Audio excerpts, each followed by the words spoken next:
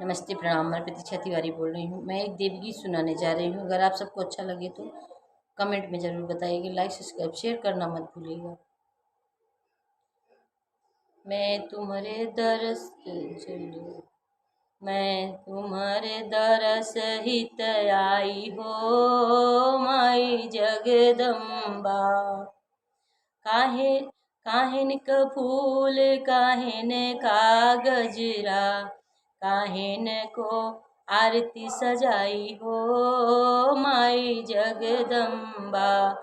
मैं तुम्हारे दरस हित आई हो, माई जगदम्बा।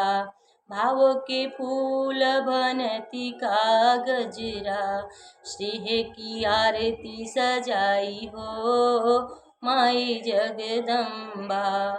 काहिन क फूल काहिन का अर्चना, काहिन भोग लगाई हो, माई जगदम्बा। ध्यान का फूल ज्ञान का अर्चना, प्रेम की भोग लगाई हो, माई जगदम्बा। काहिन के चुनरी काहिन का नरियर, काहिन ज्योति जलाई हो, माई जगदम्बा।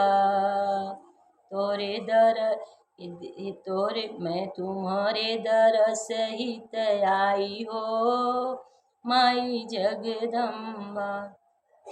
काहे के चुनरी काहिन का नरियर, काहिन के ज्योति जलाई हो, माई जगदम्बा। प्रीति की चुनरी विनय का नरियर, श्रद्धा की ज्योति जलाई हो, माई जगदम्बा। मैं तुम्हारे दरस हित आई हो, माई जगदम्बा।